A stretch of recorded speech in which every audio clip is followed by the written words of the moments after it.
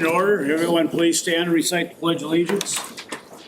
Pledge of Allegiance to the flag of the United States of America and to the republic for which it stands, one nation, under God, indivisible, with liberty and justice for all. Okay, Ashley, can I have a roll call, please? Claude. Alt. Here. Hidma. Here. Chastel. Here. Fisher. Here. Briggs. Here. Cavalier. Here. Reckon. Here. Okay, it's time for the open forum. If anyone would like to address council on any issue not already on tonight's agenda, may come to the podium. State your first, last name and address, please. Hearing nothing from the chambers. This brings us to the agenda. Does anyone wish to add or remove anything from tonight's agenda? Your Honor, I just wanted to let everyone know that there is an amended agenda that has been updated and posted on the City of Crookston's website. The item 7.01 was added to the public hearing regarding the small cities development application. Thank you. Do I have a motion to approve tonight's agenda? I'll make that motion, Your Honor. Joseph and I'll Clayton, thank you. Oh, that's right. Roll call, please. Alt. Aye. Hidma. Aye. Chastel. Aye. Fisher. Aye. Briggs. Aye. Cavalier. Aye. Reckon. Aye. Okay, motion carries. This brings us to the consent agenda. Does anyone wish to remove anything from the consent agenda? Can I have a motion to approve tonight's consent agenda? So moved. Thank you, Henry. Second? Second. Second by Derek, thank you. Roll call, please. Alt. Aye. Hidma. Aye. Chastel. Aye. Fisher. Aye. Briggs. Aye. Cavalier. Aye. Reckon. Aye. Okay, motion carries. Public hearing, Ashley, please. Yes, Your Honor. Item 7.01 is a public hearing for the purpose of public comment and input for the Small Cities Development Program for the housing needs of the community. Thank you. I'll open this public hearing. If anyone would like to address council, please come to the podium, state your first, last name and address, please.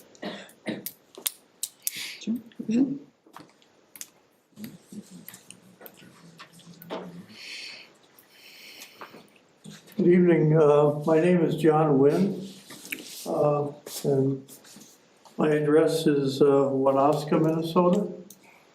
And I've been working on the grant application for the city. We've submitted a pre-application to the Department of Employment and Economic Development, and they invited a final application.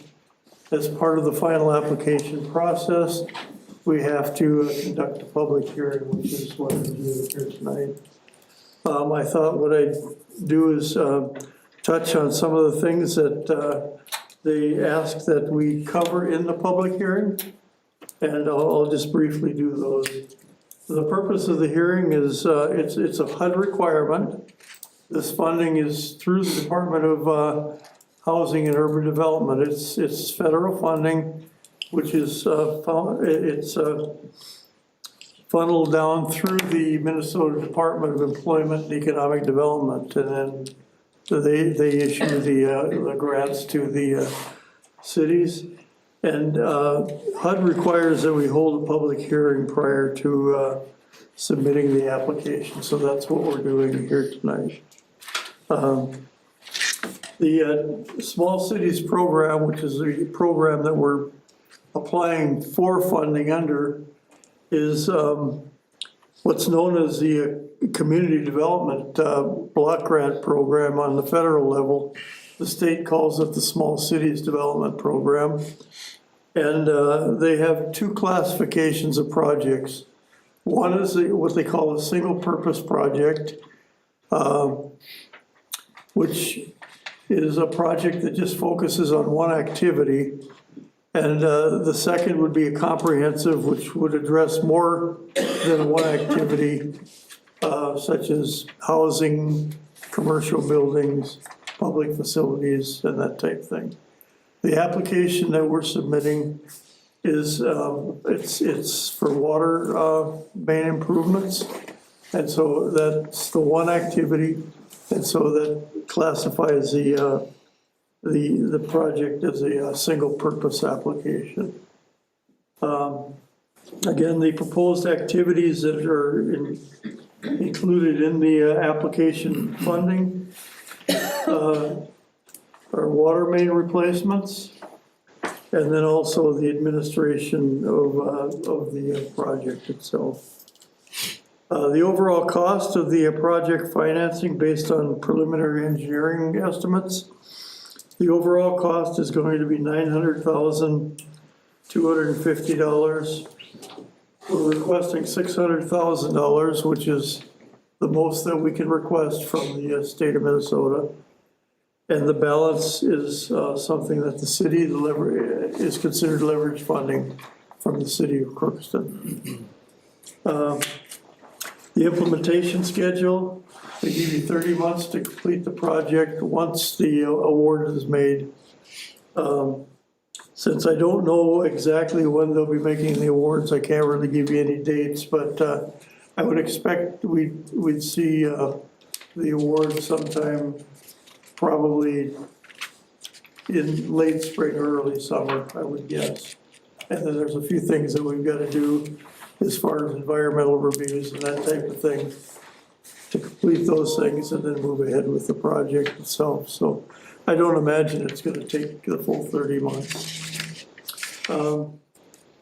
As far as one of the requirements that they do have is that we comply with historic requirements. And we will check with the Historical Society to make sure that we're complying with any requirements that they may have that would be relative to this project. I can't think of anything, but there may be something. And the project administration would be conducted by the Northwest Community Action.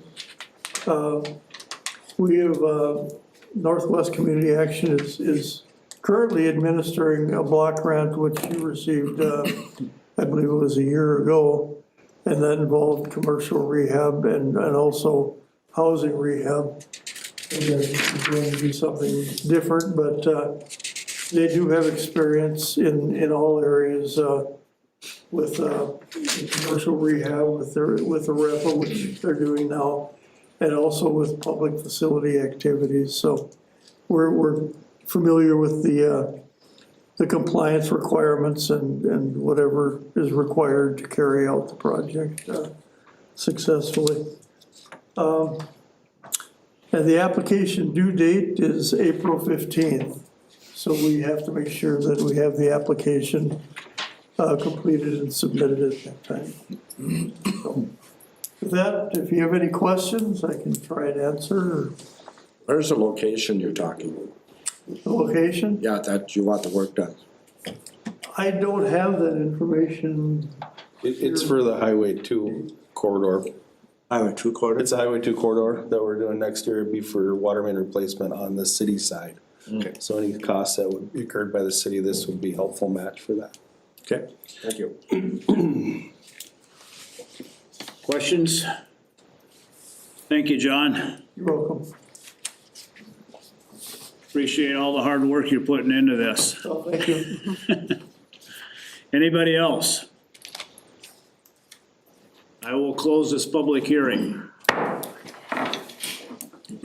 Okay, this brings us to regular agenda. Ashley, please. Yes, Your Honor. 8.01 is a report to the City Council on the 2024 audit summary and a resolution accepting the 2024 audited financials from Baker Tilly. Thank you. Do I have a motion to approve this resolution? Your Honor. Got a motion by Don. Thank you. Is there a second? I'll second. Thank you, Wendy. Discussion. That would be, Yeah, Your Honor, we'll be going over the 2024 audit summary. I'll turn it over to our finance director, John Roscoe, who will introduce a representative from Baker Tilly. thank you. Mayor, members of council, we have Sheehan Hediger with Baker Tilly. She's a principal there and is in charge of our 2024 audit, and she is going to present the information you were received in an email. All right, thank you. Just want to make sure you guys can hear me okay on your end? Yep. Okay, great. All right, thank you for having me virtually tonight. I really appreciate it, both from a travel perspective. I am located in Eau Claire, Wisconsin, and we also experienced an unprecedented blizzard over the last 48 hours, so still working on cleaning all of that up so we can travel again. I'm going to share my screen. If I can get it to work.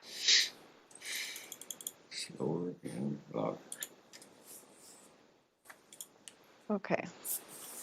Can you see my presentation slides then? Yes.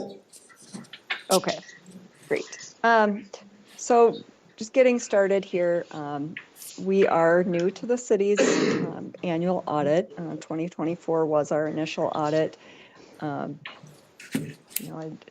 hate to say it was a little bit of the perfect storm with the turnover at the city, turnover in audit firm, and then turnover with your contract accountant, CLA, as well. So definitely probably not a usual year for you, and timing probably wasn't what is normally expected, but we did get started on the audit last summer of 25, and then did issue the final report mid-February, about a month ago. So tonight I'm going to cover the financial statements, go over some financial highlights that are within this presentation, and then discuss our reporting and insights letter. If there are questions as I'm going, I guess feel free to interject and interrupt me, or we can go over them at the end as well. So within your documents you received was the issued financial statements. That document is essentially the city's. Those are your financial statements. Management takes responsibility for them. But there are the first 3 or so pages is the independent auditor's report. So that's the part that we as the auditors are issuing. For the 2024 audit, we did issue an unmodified opinion, known as a clean opinion, which is the highest level that you can receive. And what that means is we found that the financial statements were presented fairly in all material respects in accordance with US GAAP. I'd like to point out that we are talking materially correct. So the audit is setting scopes, looking at certain items based on risk assessments. So it is a sampling of transactions. We are not looking at everything. And something to note with your audit opinion, the Crookston Housing and Economic Development Authority is also rolled up into your financial statements. We do not audit that, so we rely on the auditors of that entity. We bring their report into ours. There was, for 2024, an emphasis of matter added. There was a new GASB in effect, GASB 100, that just gave some clarification on disclosures around error corrections or changes within the financials. So for 2024, there was noted a restatement of beginning fund balance in the Municipal Land and Building Fund. There had previously been a note payable that was being recorded in that fund, and when looking at modified accrual rules, it can't be there. It can only be in the full accrual front schedules. So that $360,000 was just moved out of that fund balance as of the beginning of the year. I have a quick question. Sure. Sorry, are we supposed to be following along with you by page here, or are you just giving us an oversight right now? Because this. I'm just giving you some oversight right now. So far. Yeah, I'm just giving you some notes right now of the financial statements. I'm going to jump to the next slide here. Okay, thank you. Yep. But yeah, so that covers the independent auditor's report, which is the Roman numeral 2, 3, and 4 within your financial statement document if you're looking for the specific page number. All right, so now covering some of the financial highlights from 2024, starting out with the general fund balance. So this is one of the most important metrics within your financial statements, helps to assess the health of the government.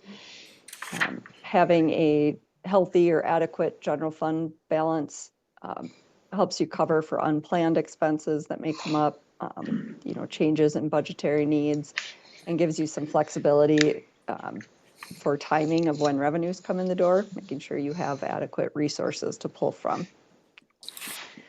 So the fund balance can be broken down into these 5 categories listed here on the screen. They are in order of liquidity and restriction. So the first being the non-spendable category, which, as it's named, is in a non-spendable form, or it needs to be maintained intact because of contractual or legal requirements. So that 1.2, 1.3 million at the end of the year is made up of about 195,000 of prepaid expenditures. And then $1.1 million is the long-term advance to the street construction fund.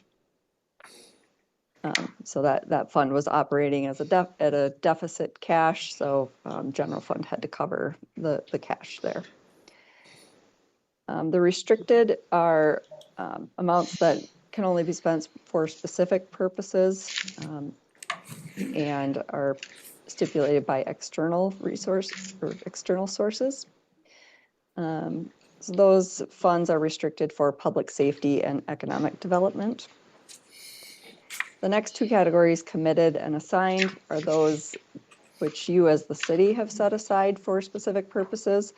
The committed being put aside by formal action of the governing body. So you as the council have taken formal action to commit these funds for specific purposes.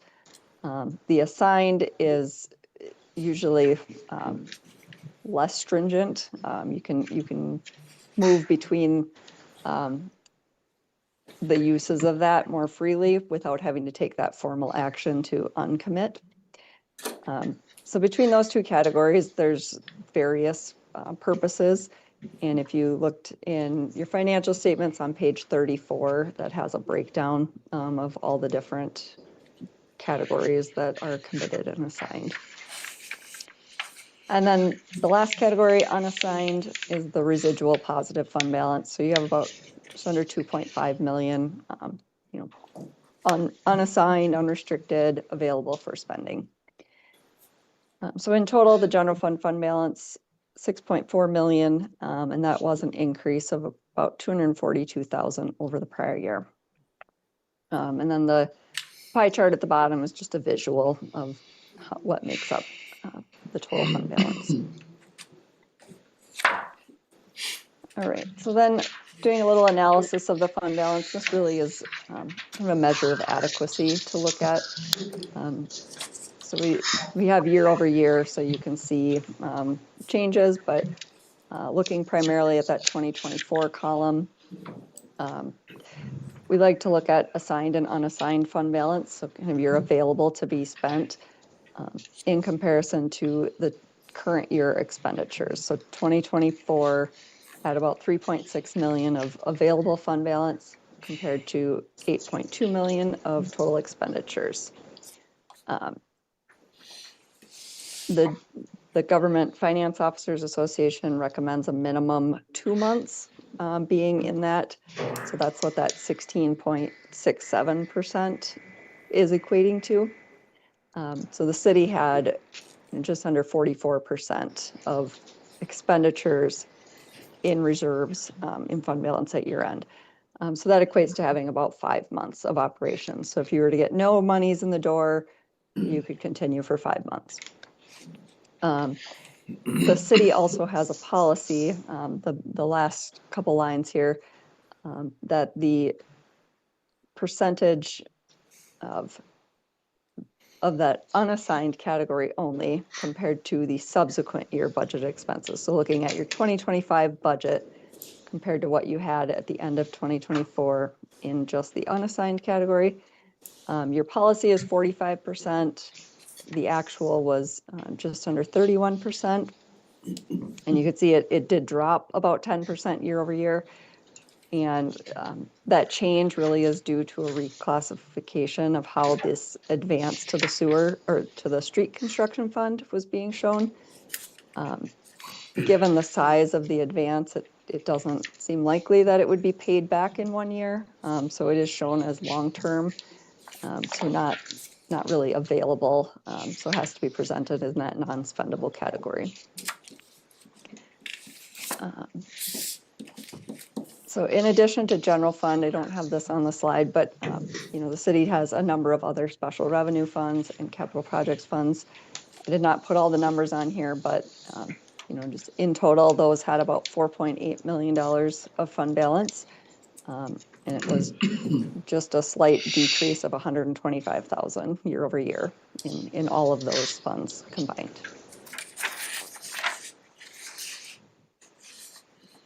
All right. So looking at the general fund revenues and expenditures for the year, so what brought us to that $242,000 increase in fund balance? Again, just some comparative columns here looking at the 2024 budget compared to actual, and then a variance column, and then the 2023 numbers and what that change was year over year. The revenues did come in, about 1.1 million over budget for the year. Some of the biggest categories there being in the taxes and special assessments. The mobile homestead credit tax was not budgeted for, so that was about $168,000 in additional revenue, not budgeted. Investment income being $330,000 over budget. That is very consistent across everywhere for 2024. It was a great year for investment income, and municipalities just don't budget to have really strong investment returns because that's not a real conservative approach. So a nice bonus there. And then the other line I wanted to point out, the subscription agreements issued. So this is really non-cash activity. You entered into an agreement to pay for some technology subscriptions over the future. So it comes on as both a revenue and an expenditure in the year of that agreement happening.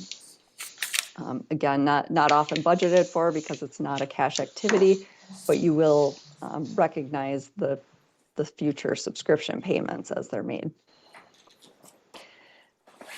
Then on the expenditure side, you came in just about $220,000 over budget. I would consider that almost right on when you're talking an $8 million budget. So you had budgeted for a loss of $645,000. Actual came in at $242,000. So you did perform better than budgeted for the year. All right, switching gears then to the utilities, looking at some of the water and sewer operations. Starting with water, net operating income of about $40,000, and cash flows from operations generated about $560,000. And that was enough to cover capital and other non-operating needs for the year. On the sewer side, you did experience a net loss in the operating numbers of $137,000. Cash flow from operations was only $34,000. Overall cash in the sewer fund decreased about $4,000. So your operating measures were not enough to cover capital and other non-operating needs. And really that just is a point to make, consider your rates, making sure that rates are sufficient to cover all operating needs, and then any additional, capital, or if you were to issue debt, making sure that your rates are adequately built. looking at the ability to meet current obligations, with that said, both utilities do have cash reserves built up, water being about 2.1 million, which equates to having almost 19 and a half months on hand in cash. And then the sewer has about 556,000, and that one being almost 7 months on hand. And then the last section here is just showing your capital asset investments, and that the utilities have no outstanding debt. So all plant and property of the utilities is 100% financed through earnings at this point. And sometimes that's a sign of aging infrastructure. You may need to look at, are you working on some large projects that will have borrowing eventually? Or have you built up the reserves to be able to just pay for projects as they come in? Overall, the city has very minimal debt and financing obligations. There's a few leases and subscription agreements, finance purchases, but overall, certainly not leveraged too much in the debt area. All right, so those are my highlights of the numbers. I was going to jump then to the second report that we issued, which is the reporting and insights. It's kind of a bluish cover.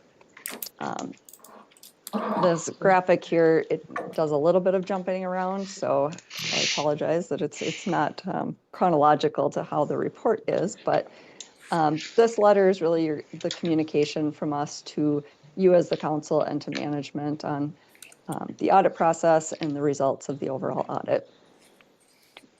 Starting off with the required communications, those are in pages 6 through 13 of that report if you haven't read up on all the details of it, but we did have a few material weaknesses that were reported this year, and I don't remember, some, if not all, were repeat from previous years too, but the first being inadequate segregation of duties.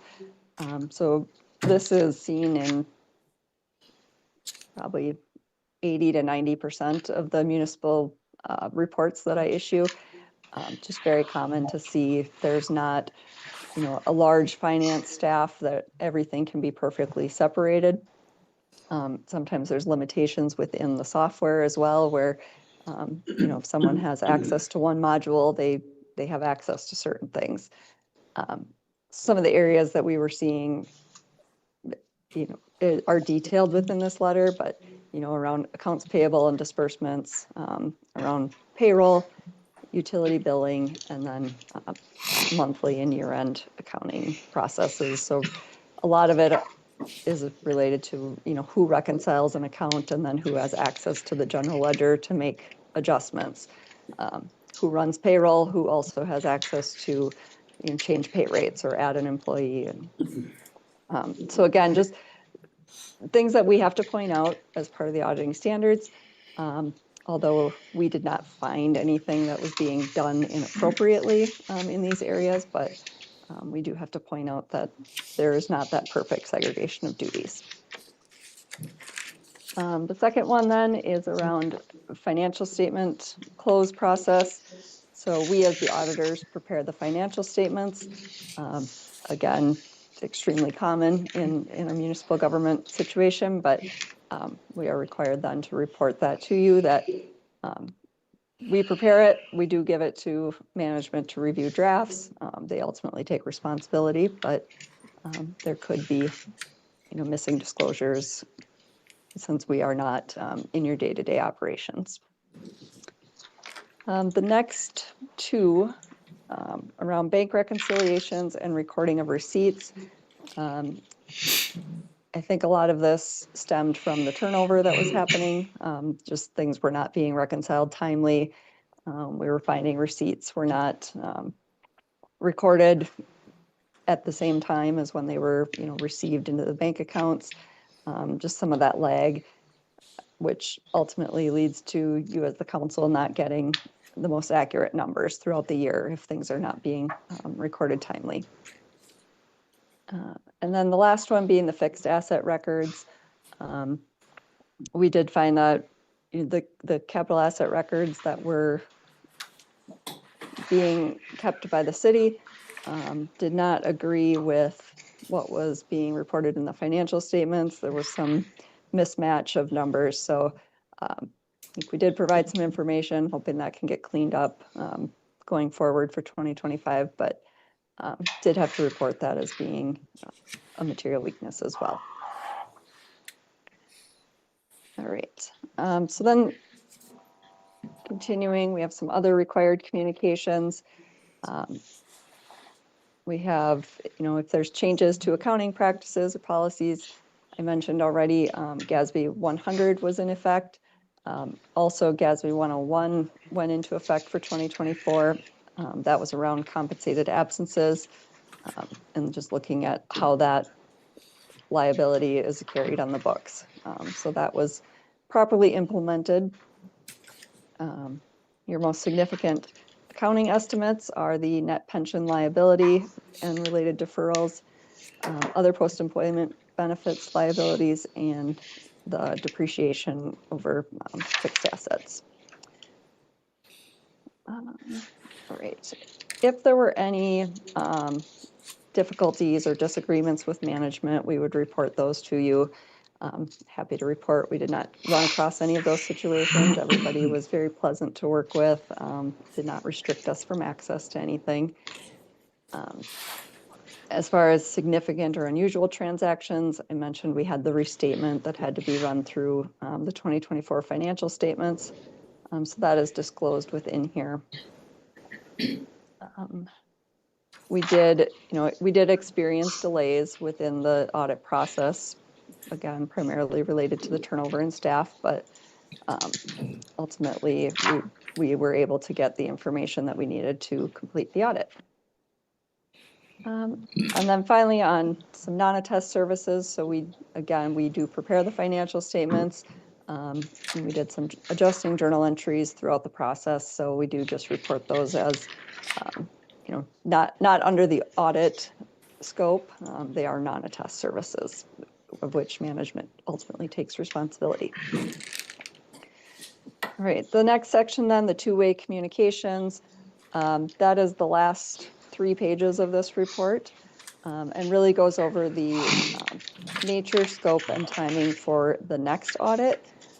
So when we initially were engaged for this audit, we had sent a communication letter to the council to get started on that. Then going forward, we just include that same communication in our ending audit letter. So it does highlight our responsibility under the audit standards, but also encourages you to, think about a few questions. If any of these things come to mind, known fraud, anything that you would want us to be aware of as the auditors. We do encourage you to reach out at any point in the year. Doesn't have to be during the audit time. So if anything does come to your mind or you want us to look into, feel free to reach out at any point.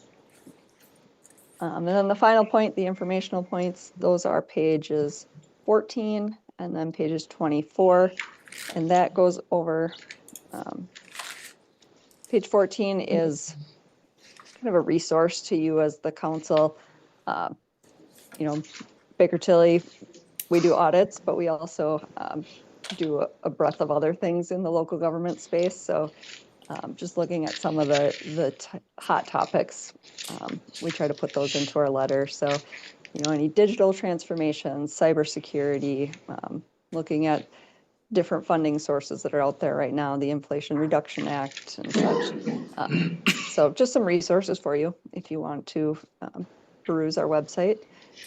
And then looking into new GASB standards that are coming. GASB 102 will be effective for 2025, and then 103, 104, and 105 have also all been issued for future implementation. So we will work with management to make sure those are properly implemented, but there's some information within the letter here for you.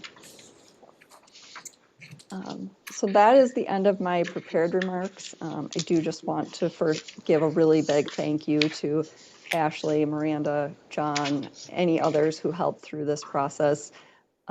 It's certainly no small feat to get through an audit with a first-year audit, or with a new audit firm, but toppled with the turnover and them picking up things that were, partially done and figuring out where it all was.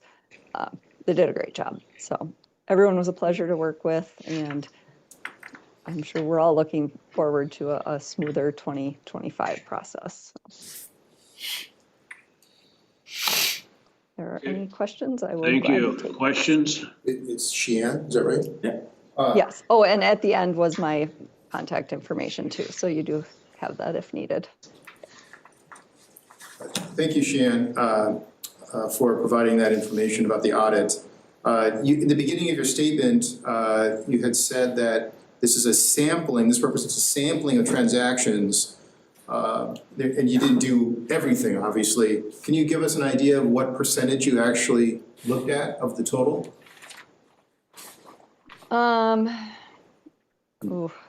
I probably can't give you a straight dollar or a percentage. I mean, like less than 20%? I mean, when you're talking like, we look at your tax dollars, so that's a huge percentage of your revenues. We do procedures over, wages and payroll. So, we look at a certain percent. I guess there's just different procedures that we're doing over different pots of So you activity. sample every category, I'm guessing, right? Yeah. Is it a random sampling? Is that how you, right?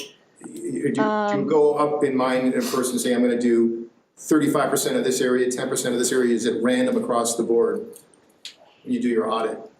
No, not necessarily like that. We'll look at your ending accounts payable balance and pull the largest things from there, and then do, kind of a random sample of what's left, based on materiality thresholds and risk assessment procedures. Thank you. I had a couple takeaways from what you said. I just want to make sure that I understand this correctly. That the unassigned, so the details of general fund balance, which is one of the slides that you had shown here, and the unassigned was $2,457,000. You had said, $2.5 million. Is that fair to state that is basically is that considered? And I guess this is also for us here. We've been looking for numbers for quite some time now. Is that considered the emergency funds then? The $2.5 million? That it's a question not just for you, but sort of the council in general, because we've been trying to figure out how much money we actually have, and it's been a difficult task because monies have been tied up in audit, rightly so, to do it correctly. And I thank you for that. But is this the number that has been difficult to find so far? Am I looking at this correctly? I believe that's what it is. Like, we've always been looking for the unassigned, general fund number, for the last at least 2-3 years. Okay, so basically we're saying $2 million. And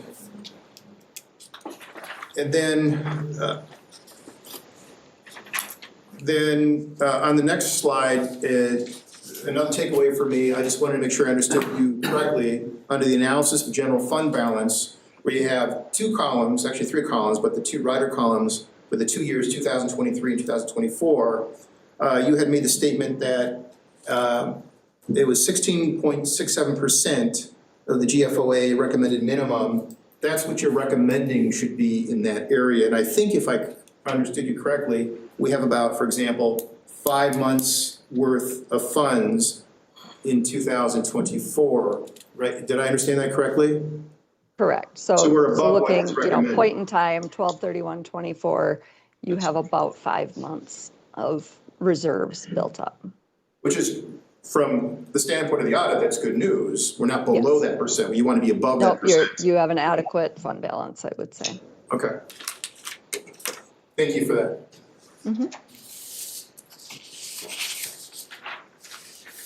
Further questions? Anything to add, John? No, not at this time. Thanks, Sheehan, for presenting to us and look forward to this upcoming audit here in a couple months. Or that is one thing I think that was, or I guess maybe one thing to add, I guess, right? We're looking at mid-June to start field work, preliminary field work, and July for the deep dive audit procedures for the Yes. 2025 audit.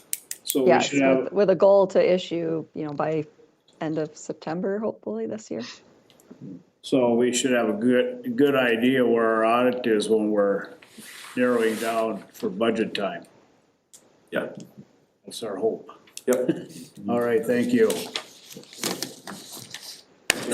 Thank you. Thank you much. Thank you. Thanks, John. Further discussion? Roll call, please. Alt. Hibma. Shustel. Aye. Fisher. Aye. Briggs. Aye. Cavalier. Aye. Brecken. Okay, motion carries. Item 8.02 is the Ways and Means Full Session Summary from February 17, 2026 meeting. Reads as follows. The Ways and Means Committee pursuant to Minnesota State Statute 13D.05 Subdivision 3C had a closed meeting on February 17, 2026. Those in attendance were Mayor Steinberg, City Council Member Shustel, Cavalier, Brecken, Claude, Hibma. Absent from the meeting was City Council members Fisher, Briggs, and Alt. Also present were City of Crookston staff members, Interim City Administrator Darren Selzler, and Community Development Director Taylor Wyam. At 6:42 p.m., upon motion, Councilmember Hibma and second by Councilmember Cavalier, and unanimously vote of all council members, the meeting was closed. The purpose of this meeting was to discuss a potential land sale for parcel 82.00163.01. The meeting was held as a result of a purchase agreement submitted to the City of Crookston. The purchase agreement and potential development options on that parcel were discussed, and the purchase agreement was not accepted. Next steps were discussed to occur at a future meeting. At 7:29 p.m., upon motion, Councilmember Hibma and second by Councilmember Brecken, an unanimous vote of all council members of the meeting, this meeting was opened. Thank you. Item 8.03 is a resolution authorizing an application to the Minnesota Public Facilities Authority for financial assistance for lead service line replacement, Your Honor. Thank you. Do I have a motion to approve this resolution? I'll make that motion, Your Honor. Thank you, Clayton. Is there a second? Second. Derek, thank you. Discussion. Your Honor, as previously discussed with the help of E2S, we're requesting funding from the Drinking Water Revolving Fund for $350,000. There's not a match required, and we'd be replacing any identified lead service lines throughout the city.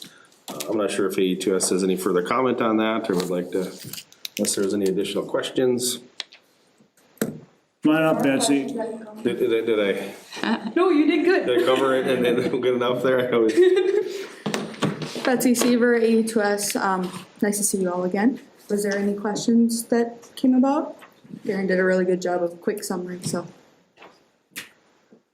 So this 350 is gonna target, The 14 service lines, the lead or galvanized service lines that need replaced. That first task order that we did was the 45, so that's just the initial step. And then we'll, this summer, be doing the construction of it, which would cover that remainder portion of the $350,000. perfect, thank you. Yep. Just a comment relating to lead. We're gonna provide some information to this council regarding the treatment of lead. That was a question that came. About the back, so there are the state laws that when your water goes in, the pressure won't allow it to come back. So I think that was where we were having a little bit of a misunderstanding on both sides, right? Of it, so going through the service line, it wouldn't go back into the main and then going to the next service line. It would just stay in and then go through your wastewater. Okay. Does that make sense? Yep. Okay, perfect. Good? Yep. All right. Anything else? All right, thanks, Betsy. Thank you. Further discussion? Roll call, please. Holt. Aye. Hima. Aye. Shustel. Aye. Fisher. Aye. Briggs. Aye. Cavalier. Aye. Brecken. Aye. Okay, motion carries. All right, this brings us to council reports. Darren, anything more to add tonight? Nothing today, Your Honor, thank you. Thank you. Don, anything? Nothing tonight, Your Honor. Thank you. Derek? Nothing tonight, Your Honor. Thank you. Wendy? Nothing for me. Thank you. Morgan? Not much, other than we had the park board meeting, got reports out on the winter sports. The CIC was used significantly and really good turnout there. Sounds like we had a really good turnout for swimming lessons this winter, so that is great. Sounds like the volleyball net is being used fantastic, so thanks to the Fit and Thin group on that. So looks like all the numbers were really good. Thank you. Joseph? Thanks, Your Honor. Yes, we had a Crookston Housing and Economic Development Authority meeting on March 4th, and we discussed funding and applications for Northwest Apartments. We discussed our rehab loan requests, different ones, forgivable loans discussion, childcare grant requests, and then approve the accounts.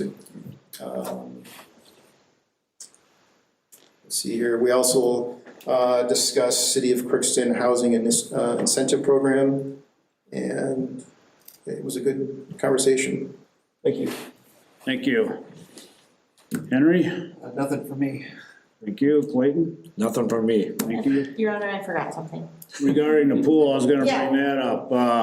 The park board, their recommendation, help me if I got the numbers wrong, Darren, about looking to find 30,000, do an in-depth study of the pool. That's correct, Your Honor. So that'll be coming soon, I hope, to council when we can find some funding for it. We'll have that at the next council meeting, Your Honor. We, myself and the finance director are looking for funding sources, and other sources may be available. I will present to it at a future council meeting. Thank you. Thank you. I know we narrowed it down. It was a big amount of money, but we took some of the items out, so they're gonna do a, kind of in-depth as far as the structure of the building. I think the mechanical side of it, see what kind of cost we are looking at to either fix, or, we're also looking for, let's say we do all these fixes, whatever it comes in at, how many years are we gonna get out of the building versus maybe looking at due down the road, but this is our first step to see where we're going with this. See what happens, so. How do we determine who's gonna be doing this assessment? It's through AE2S. Yes. So, but anyway, we need, find the 30,000 to go through this. Darren's been in discussion with AE2S to move forward with this. I think it's the same group or a company that's got any pools probably on the back burner trying to get through, so we're gonna try to get on the list and get it done as soon as possible. All the news I've got on it. Thank you. That's all I have. Just a reminder, we do have a Ways and Means meeting tonight, so nothing else coming before council. We adjourn. Thank you, everybody.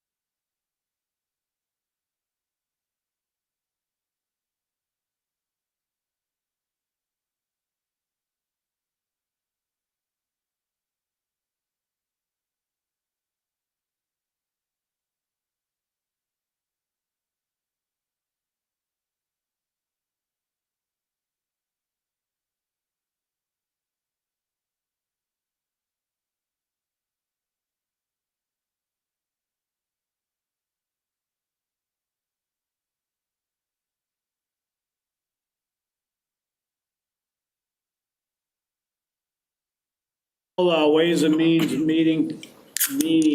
Ways and Means Committee meeting to order.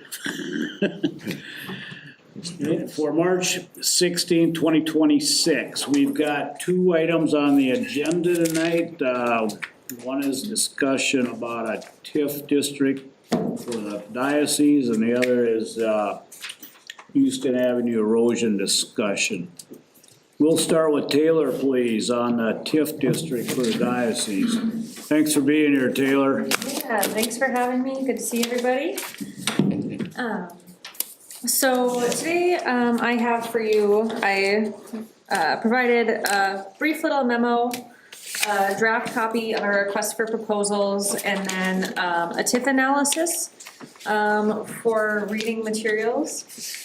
Basically, what we're here to talk about is the city of Crookston has secured a purchase option on a 20-acre property in town. It's the former Diocese property.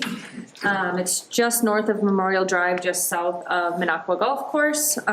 There is a picture of it on the back of your memo, or maybe on page 2, depending on how it's printed. So it's about 20 acres. And what the city is looking to do is to issue an RFP to solicit a developer to develop residential, market rate and workforce housing on the property. So we're guesstimating between probably 35 to 45 single-family housing units to be placed on the property. And then, of course, there'd be some public infrastructure, streets, sidewalks, that sort of thing. And so the reason I'm here tonight is as we prepare to issue the RFP, we're trying to attract a developer to this property. So ideally, the developer would come in, submit a proposal, the city would review those proposals, find one developer we really wanted to work with, and then basically select them through the bidding process and assign them this purchase option that the city has secured, allowing the developer to purchase the property and then proceed with the development plan.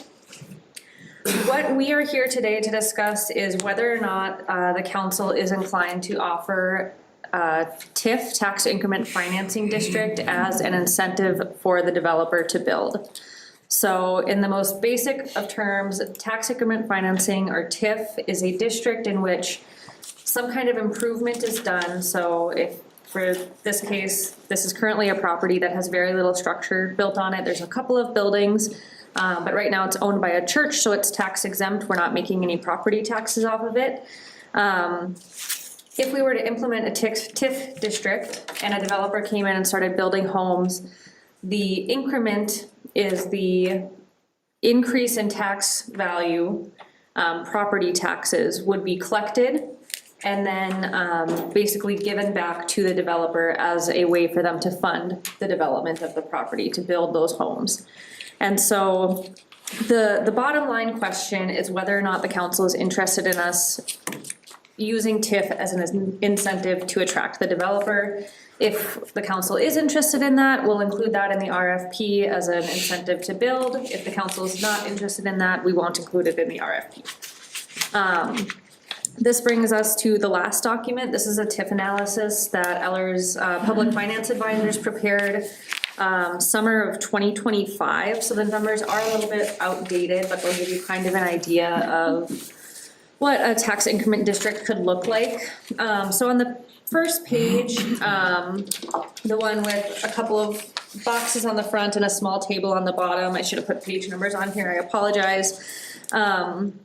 The first page is basically what exists there now. So in that table, it'll show the PID, property identification, is 82.00030.00. Currently, the market value for that property is $892,300. Since it is currently classified as an exempt property, it is not taxed. If somebody were to come and purchase this property tomorrow, the amount of property taxes that would be due on that property is this kind of rightmost column after tax original tax capacity is $9,904. So for the purpose of a TIF district, that would be our base value. As soon as this property is sold to a non-exempt entity, those are the taxes that would be due with the existing structures and improvements. If you flip to the second page, it kind of goes through on that first table kind of a phase development. So there's 4 phases. All of them would be building homes. This is an estimated market value per square foot. We haven't had any conversations with the developer, so all of this is subject to change. It's just the best estimates that Ellard's used to prepare this report. And then you can see kind of in the middle right of that table, there's a project tax capacity. So that shows, you know, each phase essentially. So if you're building 11 homes in phase 1, that would add $34,871 to the tax capacity. That is not, I use the word dollars, I shouldn't have, that's not necessarily dollars. That would be come in as like property taxes, that's their tax capacity, which is a little bit of a different concept. So this is kind of just the projections. You can see the tax calculations in that kind of middle table on the middle of the page. That shows, again, local property taxes, market value taxes, the total taxes, the taxes per square foot. It's really just a breakdown of, you know, the analysis that Ellers has prepared. What I would like to look at more closely is this last page that's a very long kind of full page table. This is kind of what the developer will be interested in if we include this as an incentive in the RFP. So the way that Todd Hagen from Ellers described this to me when I met with him last week is that this is kind of a way that they reverse engineer a loan. So the developer basically takes something like this to their banker and says, this is how this project pencils out, this is how much money I'm essentially getting back to fund this development. And so you'll see at the bottom, there's a 6.25% interest rate is essentially what that is. I want to emphasize that that's not interest that the city is paying a developer, that's not interest that the developer is paying the city. It's strictly for the purpose of helping the developer finance the project when they go to the bank. And if you have questions on that number, I'd be happy to set up a meeting with Todd or somebody else from Ellers to really dive into the nitty-gritty there. But jumping back up to the top, you'll see kind of on the left-hand side, there's a few headings on the table in kind of a grayish blue color. Project tax capacity, that matches what we saw on that middle page we just looked at. And then there's the original tax capacity in parentheses, the $9,904. And then the captured tax capacity is the difference between those two numbers. So that's the increment. You multiply that by the local tax rate. That gives you your annual gross tax increment. Taxes are paid twice a year, so you essentially divide that by 2 to get your semi-annual gross tax increment. So that's the $15,342. And then when you're doing TIF District, this tax increment financing, the state auditor takes a percentage of the increment that's earned. So that's 0.36%. There's an admin percent, so that is money that the city can take from the increment and use to administer the program. There's a lot of work that goes on behind the scenes for tax increment financing districts. So typically a city will take some portion of that to cover the costs of the administration. The maximum that the city can take is 10%. We could do less if we wanted to sweeten the deal a little bit more. But 10% is the maximum administration fee, I'll call it, that the city can take.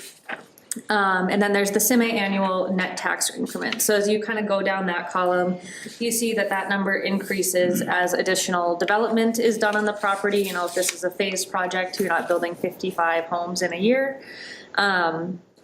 So that kind of crawls up over the years and then maxes out at the end of the TIF district life, which is 26 years. When I was speaking with Todd, he says most TIF districts like this for housing specifically don't go the full 26 years. It's usually closer to about 15 or so. And that's, you can kind of set it up however you like, and that just allows the city to be reaping the full benefits of that property tax increase before 26 years is up. Is that more flexible for the developer too, that between 15 and 26? Yep, it would provide some flexibility to the developer as well. They would kind of not necessarily get paid back faster. They're only gonna get paid whatever the district generates. So, you know, this here says that, you know, in year 12, the semi-annual net tax increment is $99,000.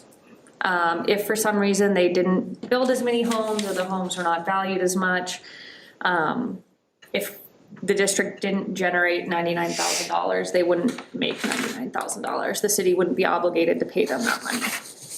They only get whatever is generated. So it's an incentive for the developer not only to develop the homes and actually get the building done, because that's how they make money off of a TIF district.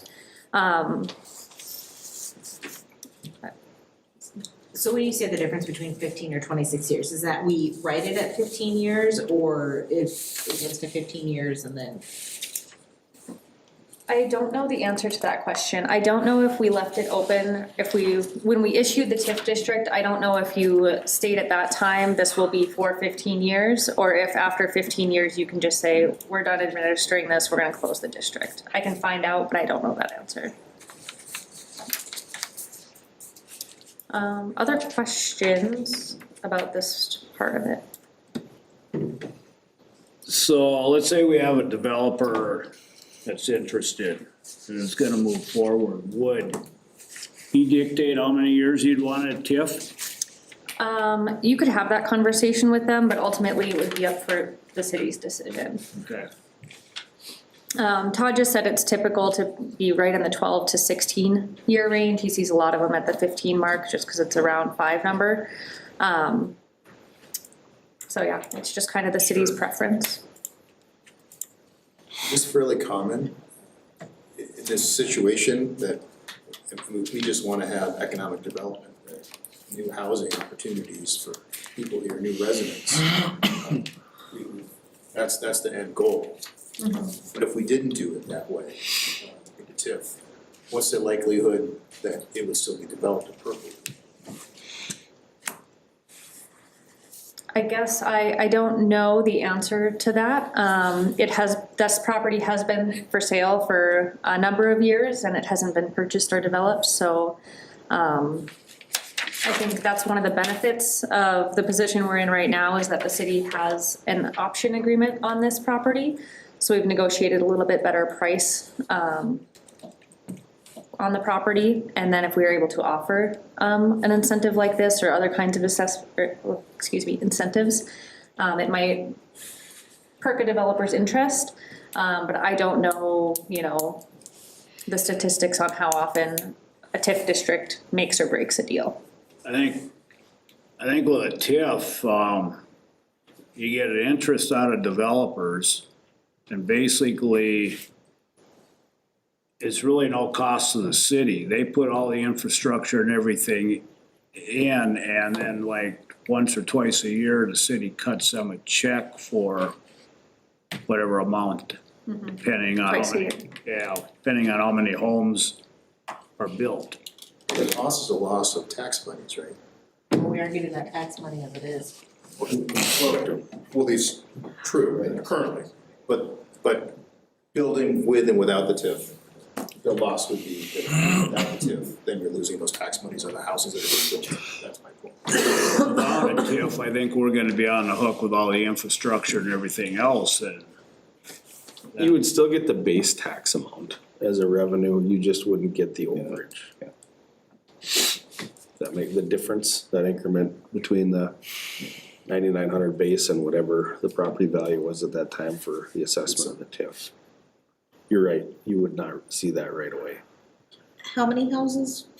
Is a general estimate, I'm not putting anybody to this. So this TIF analysis is ran for 45 to 55 units. I would say that's about what could fit on the property, and those are single family homes. So if you started looking at twin homes or an apartment complex or something like that, you could bump that number up, but on a 20-acre site, those are pretty big lots. It leaves room for streets and that sort of infrastructure. I think you could even fit like a playground or something like that in the neighborhood if you'd like to. So yeah, I would say right around that 45 mark. So we'll say 40, 45. I mean, that's 40 to 45 new houses, could be 40 to 45 new families. 40 to 45 more people here to work in jobs and fill. I mean, people, whether they move from here into those homes, then it's open homes, or it's people moving to our community. That's the goal. I think it's, go ahead. Yeah, our, if the builder caved in and stuff, like, getting to there, it's one way in, one way out, it's a very tough area, it'd be tough for the people who live over there. Like, are they be taking care of like maintenance stuff on the roads and stuff like that, cause Memorial Drive is already pretty beat up, if we're running construction stuff through there and doing all that. Getting down that way to people who live in that area, be kind of a nightmare. Right, I don't know what the maintenance schedule for Memorial Drive is. Is that in our CIP, do you know, Darren, off the top of your head, to be redone anytime soon? not. Well, I mean, yeah, but I mean, like, running a bunch of construction stuff and ripping up everything, Right, it's going to. it's hard on the it's one- roads. Well, yeah, it's one way into everyone's homes down there, so I mean, it's just, it would be very difficult. Those streets are pretty wide though. I could almost see them making it two-way on one side, and the other one would just be for construction traffic, and just have open turnoffs for the people living in the area. It's still wouldn't like it. Still pretty horrible, like, I mean, that's. It wouldn't be fun if you live over I there. think if a developer got any equipment down there, it would pretty much stay down there. I mean, it wouldn't be coming in and out constantly. I mean, for a construction season, you'd probably bring the equipment in and end of the construction season, bring it out. Or, you know, they build homes year round now too, so. Like, they gotta bring stuff in, they gotta bring material, they gotta move stuff. But I don't know, I think, you know, I don't know, they did an assessment of all our streets, I'm not sure, you know, where that street fell on, you know, on critical or could wait or right away or down the road, but I don't know, it's tough to get, you know, it's tough to find a developer, period, so I mean, if we go with TIF and we go this route, I think it's a sweet deal for a developer to come in and take a look at it. What were our numbers? I think we said it's like about like 1 point something new houses built in Crookston each year. Yeah. I mean, it's not a lot. I mean, the building isn't happening, and if there's a way for us to encourage that to happen, I think it'd be shame on us for not taking advantage of that, but. I agree. Now, this would be one of two spots, or this is just, you're presenting this as with the TIF, but the other spot that new homes will be built, that you have to qualify for. How many houses was that? So And where was that spot? Joseph's referring to what we call the Broadway Villas, or it was previously called the Casey's Housing Project. So it's directly south of Casey's gas station off of Fisher Avenue, so the homes would be built along Broadway. To the east of Agassiz Townhomes, we're looking at doing 6 twin homes, so 12 units of housing for owner occupied housing. We're hoping to do construction on that in 2027.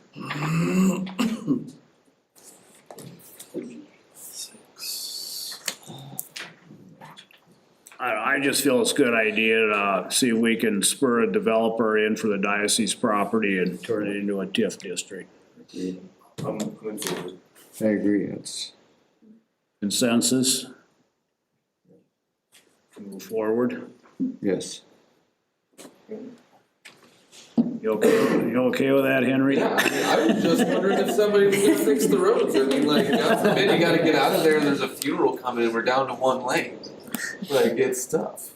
We can review that CIP and we can try to have an answer for you on what it looks like. CIP. Yeah, it's a rough road. It is, I agree. Yeah. It's a roller coaster. So, Okay, keeps the traffic from speeding though, right? Yeah. All right, everybody, consensus to go ahead and give Taylor the green light. yes. Thank you, we'll keep working on it. Thank you, you. Taylor. Thank you. Thank you.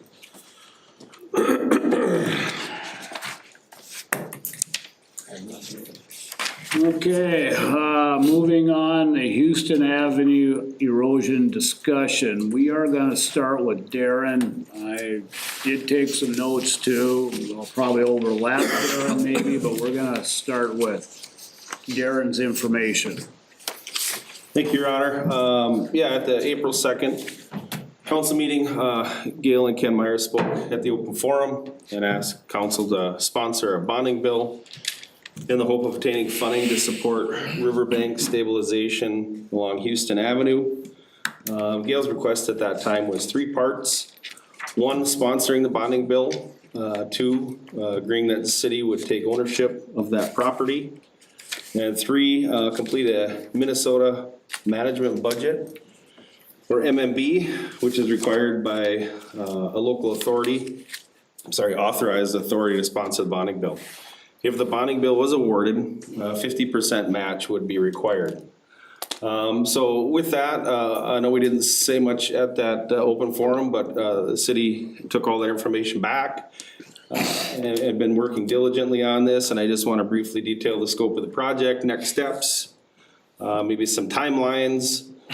And I want to note that my list is not all encompassing. There's several moving parts to this, and I just tried to highlight the bigger parts of this, most important parts. Again, before I go into detail, I just want everyone to know that city staff, like I said, has been working diligently on this project. Our intention and our goal are to work with our residents on this project to find a solution and funding for the Houston Avenue Riverbank Stabilization Project is what I'm calling it, for lack of a better word, or whatever we want to use for a tag name for that. But, you know, during the last week and a half or 2 weeks, city staff has been in direct contact through our partners with Gail several times. We appreciate speaking with her, who represents the Houston Avenue residents, representatives from Senator Mark Johnson and Representative Steve Gander's offices. We've been speaking with lobbyists from the Coalition of Greater Minnesota Cities, Red Lake Watershed District, West Polk County Soil and Water Conservation District, E2S engineering firm, Houston Engineering, Minnesota Pollution Control Agency, and the Minnesota DNR. So like I previously discussed, there's 3 phases to this project as we detailed. 1 would be the buyout of the homes on Houston Avenue. 2 would be the demolition. And 3 would be the riverbank stabilization. So I just want to briefly go through each one of those phases and kind of detail where we're at with that, what maybe needs to be done, or where we're currently at with our numbers. So the buyout estimate for the 8 houses on Houston Avenue, and there's 8 there. 1 is actually a Hunter Avenue address, but they do all go on a line. Houston's kind of, we always joke in Crookston, if they put a curve in it, they rename the street. So as the road kind of curves there, they rename it to Hunter Street. Is estimated at $1.2 million. This estimate is based off Polk County property tax value. This was verified, I did this myself by using 2025 Polk County property tax assessment values, which came up to 1.2 million, or just a little bit above, about $10,000 above that. However, I know in conversations with Gail, the homeowners were hoping to obtain market value instead of tax value for their homes. If that was the case, individual appraisals of each home would need to be completed for exact buyout costs. Second phase was demolition, using estimated preliminary engineering and contractor quotes. The demolition of the 8 houses is estimated between $450,000 to $850,000. Again, to obtain more accurate estimates of demolition costs, we would need to publish a request for proposal, or RFP, which would need to include actual costs of demolition, to include disposal or tipping fees, asbestos abatement evaluation, which would include testing and removal costs. This is also required by the Minnesota Pollution Control Agency. We'd have to know actual costs of disconnecting and removing utilities such as fiber, Ethernet, or phone lines, gas, water, wastewater, and electrical. There is a concern, unless each resident has figured out the possibility of moving and relocation costs of the current residents, which unfortunately would not be covered by the state bonding bill, so we would need to find a solution to that if that's a problem at all. It was discussed burning the houses prior to, instead of demolition, to save costs. This was an option. If this was an option, we'd still need to have the asbestos abatement evaluation, any other hazardous concerns that would be required by the Minnesota Pollution Control Agency, as burning something versus removing it does create some other pollution control problems. Actual costs of disconnecting or removing utilities, like I said. We'd also have to provide a plan to impede any water runoff or contamination back to the river. We'd also need to apply for a permit to the DNR declaring the burning of those houses a training burn. Some of the concerns with that is the DNR indicated they're apprehensive that a permit would be approved given the large scale of the burn. There are safety concerns that if one house is started on fire, all 8 houses may go at the same time. There's trees in the area that could catch fire, and additional structures in nearby vicinity could also catch fire. Disposal of the remains of the fire would be classified as a hazardous material, which would increase removal and disposal costs. Personally, given the safety concerns, burning the houses, I don't think should be considered as an option or alternative to traditional demolition. Phase 3 is the riverbank stabilization. Again, using estimates, preliminary engineering reports, the riverbank stabilization cost is estimated at 1.7 to 2.2 million. Again, to obtain a more accurate cost of riverbank stabilization, a detailed geotechnical study would need to be completed. We did complete a geotechnical risk assessment, which was completed March 1st of 2024, which identified and analyzed possible stabilization solutions. Of course, they did perform a risk assessment and estimated project costs. However, again, as detailed in the geotechnical risk assessment that was performed, it was also recommended, and also recommended by E2S, our engineering firm, that a comprehensive geotechnical study would need to be completed to include obtaining boring samples of the soil, lab testing, and then final project designs would need to be completed based on those studies. Estimated costs of geotechnical studies could range between $75,000 to $100,000, all of which again could be included in the bonding bill. Depending on the results of further geotechnical studies, there may be a couple options for riverbank stabilization. One option is sloping the riverbank from the river to the street or Houston Avenue. It is possible that the riverbank sloping may not have adequate setbacks and would have to extend into the street. If the riverbank sloping did extend into the street, the estimate does not include contingencies for utility or any road work that'd be obtained, that would be used to remove that road. These costs would be at the city's expense. If sloping requires closing or removal of Houston Avenue, we would need to consider a safety analysis to determine if there's adequate traffic routing for residents to evacuate that neighborhood during an emergency, and determine if there's adequate traffic routing for first responders to respond during an emergency. There's very few in and out right now. Eliminating another one could impede some of that emergency routing if ever in an emergency. If there's not enough room for adequate setbacks or soil composition of the riverbank could not support a riverbank sloping project, another option may be structural stabilization or anchoring large columns at the river's edge. This option would still require the buyout and demolition of the homes on Houston Avenue. According to that geotechnical risk assessment, the project costs of anchoring those large columns as stabilization solutions was estimated at $2.5 million. But again, in that study, it indicated it would be subject to final engineering designs for proper estimates. Either project, slope, or stabilization will require certification, which in the past for the city of Crookston has been completed by the U.S. Army Corps of Engineers. So looking at total costs, again, using these engineering estimates, which for lack of a better word is a best guess, we just don't know without additional studies. Total project costs could range from $3.35 million to $4.25 million. Again, meaning there would have to be a 50% match, or that range would be 1.7 to 2.13 million. If the city was going to sponsor the bonding bill as requested, we would need to complete a Minnesota money budget, or MMB, like I said. Per Minnesota statute, the Minnesota MMB requires us to identify the purpose and scope of the project, total cost of the project, schedule of timeline to include start and finish the project, identify how we would fund the 50% match, and this would all need to be submitted with supporting documentation. There is a possibility of Red Lake Watershed helping with the 50% match. However, in conversation as recent as just a couple hours before the council meeting, they currently do not have the funding. It would need to explore grant opportunities or other funding sources to help with that 50% match.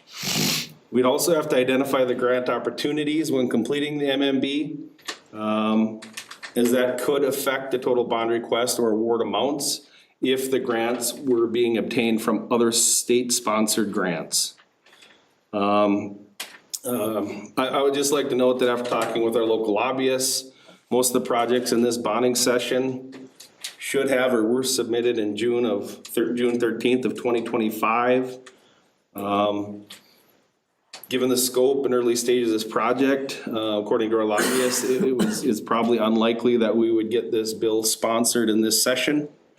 According to Gail, and again, conversation of the day, the deadline for the city to sponsor this bonding bill and complete the MMB during this session would need to occur in the next couple of days, as the bonding bill would need to be submitted, would need to be written and submitted by March 27th.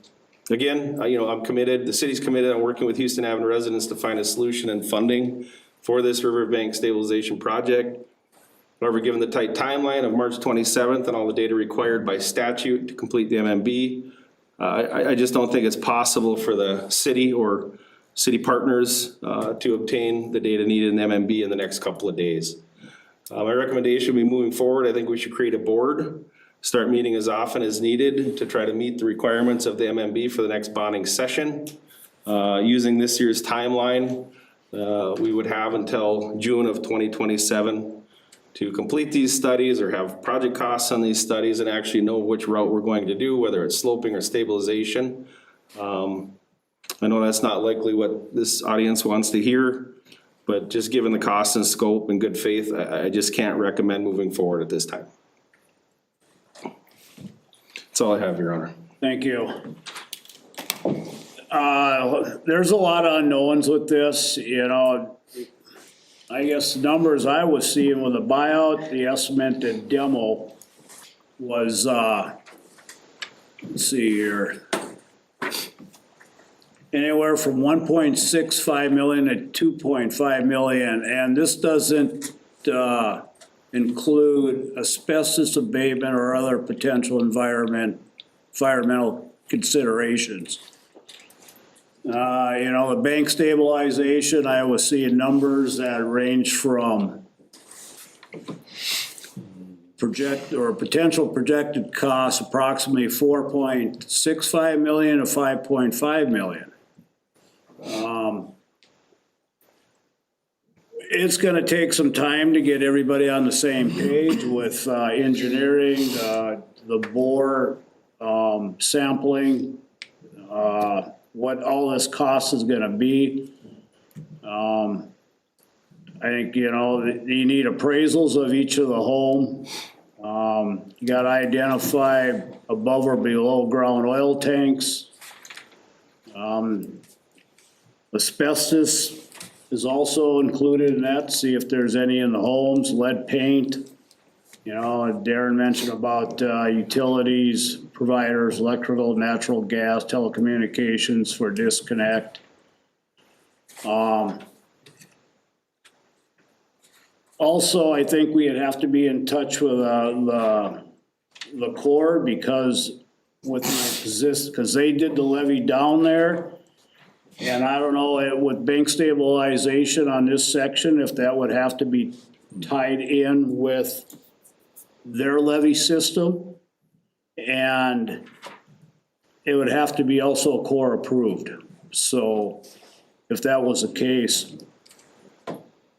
Darren mentioned about the MMB. I mean, it's a tight timeline to get this done now. They do bonding every other year on even years. So basically this MMB, we'd have to have that in by June of 27. So that gives us time to work on this. And then Minnesota management budget would submit this to the bonding committee to see if this is a doable project in 28. The other thing is too, is without this cost, we don't know what the city share is gonna be. And in the MMB, that also has to be included if the matching 50%. So without having all these numbers and seeing what the city is on the hook for, it's too early to try to get this in by the end of March. Further questions? So the bill that they're working on at the state level, and if that passed, what would that do in itself? Because that was presented the other day, right, when Gil was Well, talking on the phone. the trouble is, okay, let's say we had a resolution on the table to submit this to the bonding bill. And let's say our costs, I'm just throwing numbers out here, let's say our costs, would be $3 million. And the bonding only gave us $1 million, we'd have to come up with $2 million. We don't have $2 million right now. So if I understand this correctly then, so that the bill, if it was passed, it would still require the city of Crookston to still put out money. So it's not. There's a 50% Still. match. And to clarify, it wouldn't necessarily have to be the city. It could be West Polk County through legacy funds or something else. There would have to be a 50% match, correct?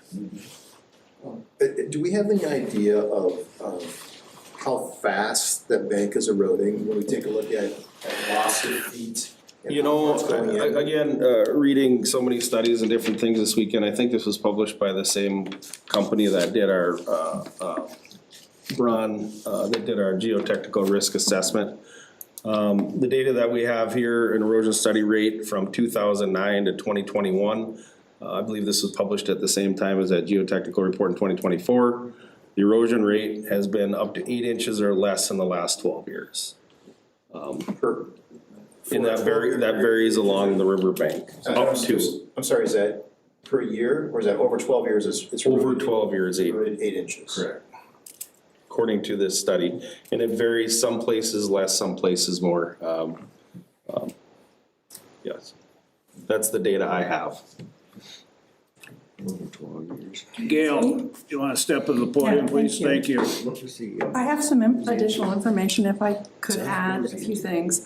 Couple of things. The invitation did come from Representative Gander's office and Senator Mark Johnson's office for this to move forward to the bonding bill process, which we've been working on for about 3 years to find grants for this. And after exhausting all of those, because all of them that we came across were for homes that had been flooded.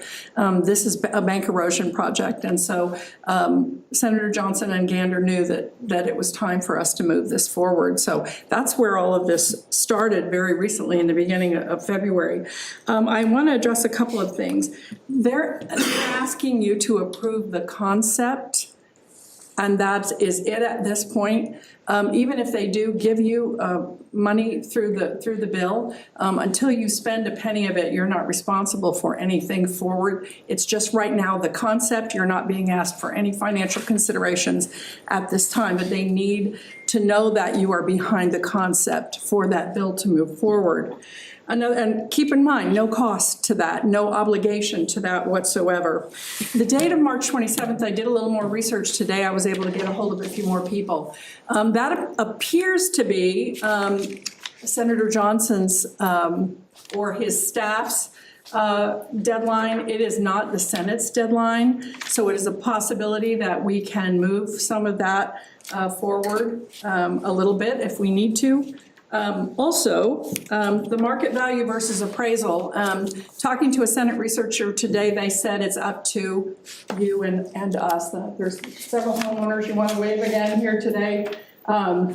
It's up to our agreement on that. The Senate doesn't have any qualifications on where that should go.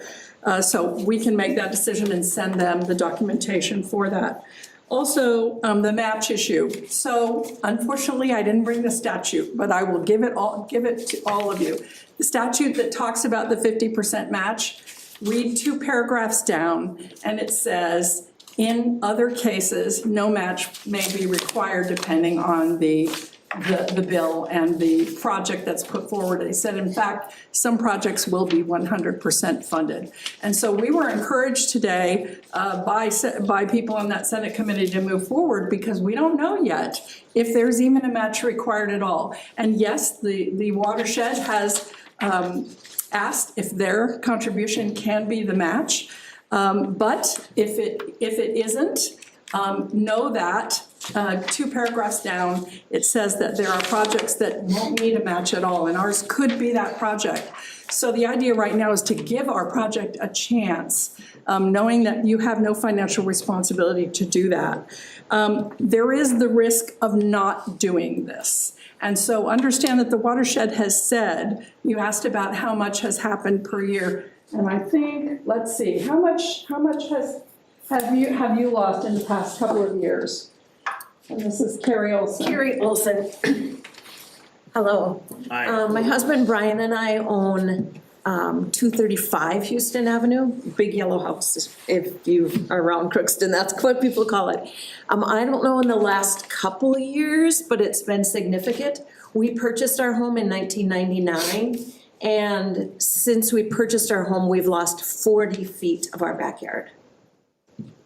So, and it's become increasingly more the past 3 or 4 years. The past 3 or 4 years, we've seen a large escalation. Jean, Robbie, how much have you lost in the last? It's hard for me to tell because mine is erosion underneath my deck, or the patio that's out there. If you drive across the bridge, you can see the hole underneath it. I can't measure that, and I wouldn't dare to try and. But it's severe enough to be a dangerous Yes. step to walk Because out, and the deck is right behind her house. So we're talking, Originally- you walk 15 steps and you are at the river and in peril. Yeah.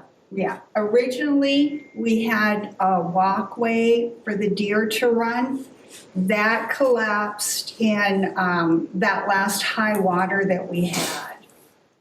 So it's just the railing now that's bowing out. It's out of the space where it was. Jean? Mine is next door to the yellow house. And I have not actually measured it, but I do know there was at least on the other side of the fence behind the garage, at one time there was at least, I would say, 8 feet. And then right behind my house, you can see out of my patio door that there is a spot that the river has actually gouged into my backyard. There's a big hole on my backyard side that may be 3 feet round, 4 feet round. What would you say? You looked at it too.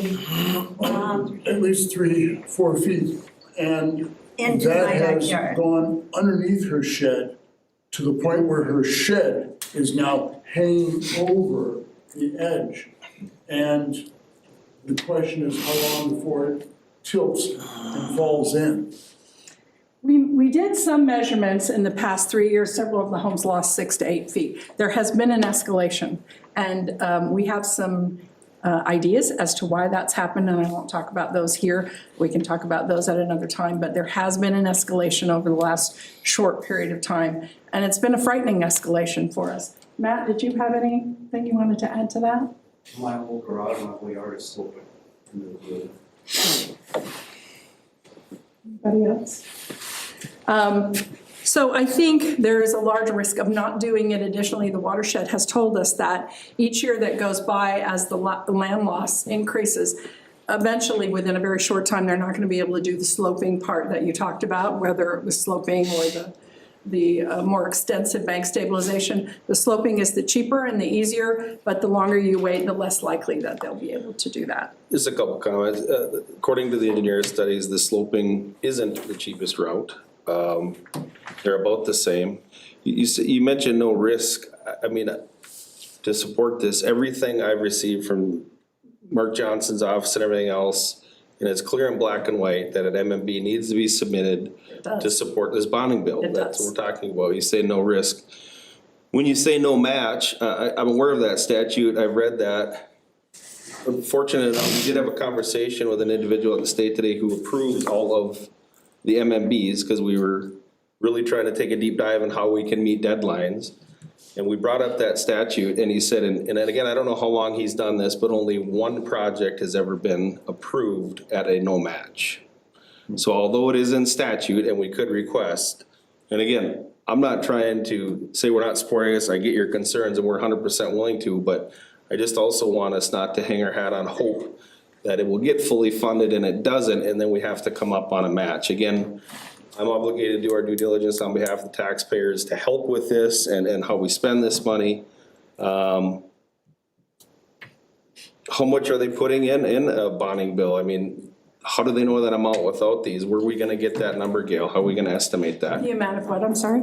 How are we gonna get an estimate for a bonding bill without what project would stabilize that riverbank? How do we get an estimate without doing some of these reports and studies? You know, the watershed. For lack of a better word, we're throwing a dart at a board, and again, I'm not trying to argue this with the council or the residents, cause I will 100% do anything I can to support this, but you're asking us to get something done in 1 week. It's just not possible, Gail. It's unfortunate. Right, and that's why I talked about the dates. That's Senator Johnson's and not the Senate's date. The Senate's date is much longer than that. We would have much more time, so I think we need What to is go to that Mark Johnson. timeline? Pardon me? What's that timeline? I would argue that even by July of 2027, it'd be difficult to get some of this done. Well, yeah, and the session ends, I think, May 15th, so we have to get it done. So by even if then. we extend that to May, my response would be the same. We can't have these numbers done in May either. I just don't see how we can. Gail, we wanna help you, but isn't it fair to work together on this and get the right numbers? And absolutely, it's fair. underfund this or overfund this and not have funding in place? Right, I'm just stressing what the Senate has said to me over and over, which is that they just need to approve, have the concept approved. They're not, the MMB, Concept. yes, will have to be approved, or will have to be finished. That's absolutely true. The watershed has said that, and that's what their expertise is bank stabilization. They're the one that has given me this information about what they would be doing with the bank. And I would just encourage maybe a sit down with them on this, and actually their board.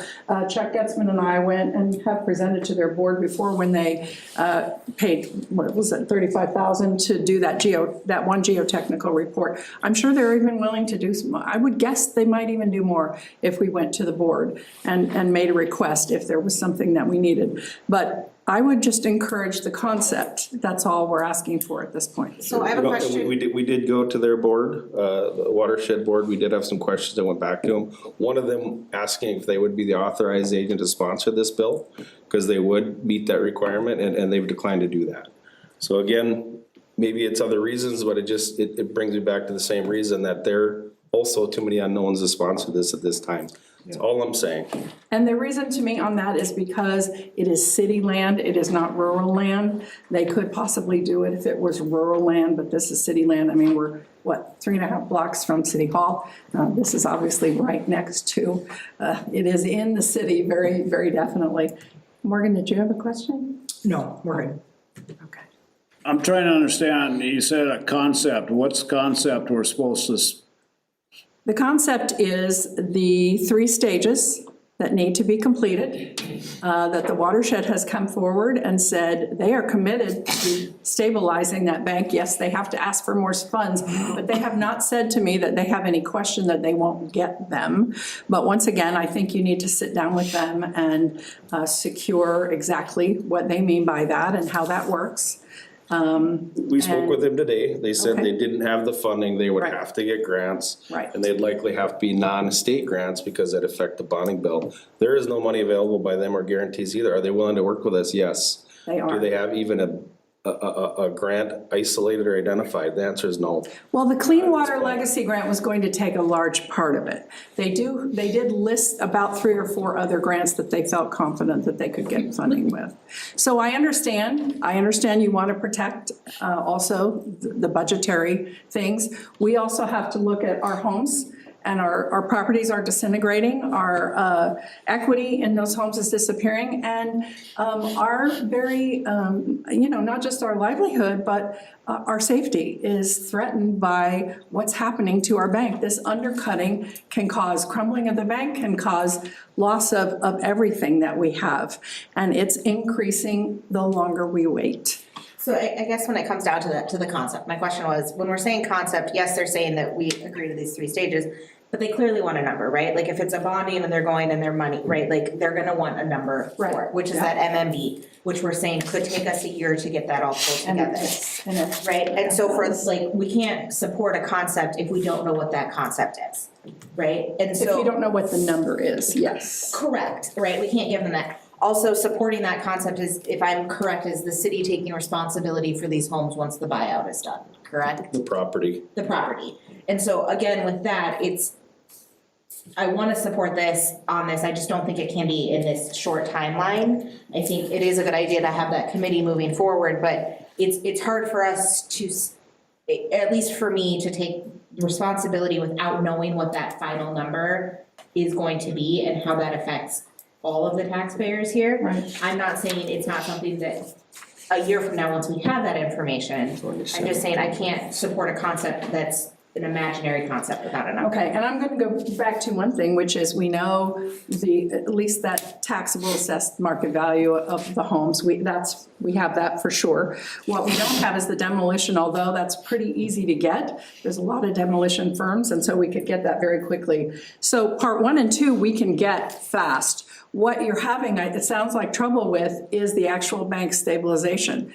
If the watershed is taking that part of it on, then I put that dollar amount on them, and they are ready to move forward with that. They told us today that they're not ready for that. Well, I just talked to, I'm gonna have to talk to them again, because I just talked to them today, and they're ready to put some numbers on this, so, and maybe it'll take them a week or 2, and we can ask for an extension for that. So I'm a bit more on the optimistic side that we can actually do this. And the one other thing I did forget to add, I apologize, is on the buyout, just so we're all clear, we can't use watershed money for the buyout. Right. The buyout would have The to bill. come from a different funding source or the city of Crookston. The buyout and the demolition have to come from the bill, and But if there is a match The bill is a 50% required. match, correct? If there is a Gail, match. there will be.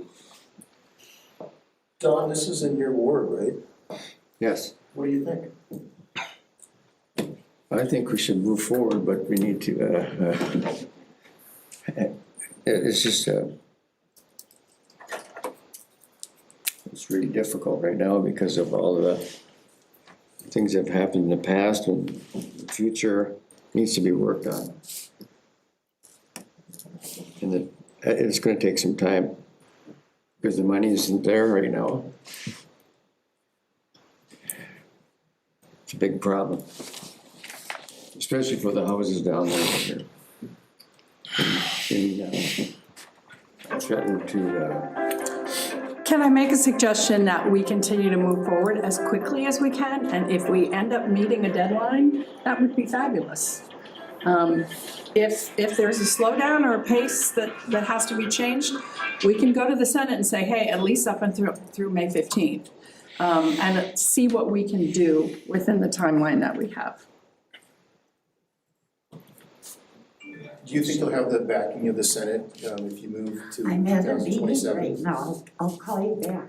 If it goes another, Yeah, if you, as what had been suggested earlier, is a board forms to have to pull, line up all the ducks, because everything is done. I know you've been working on this for a long time, I understand.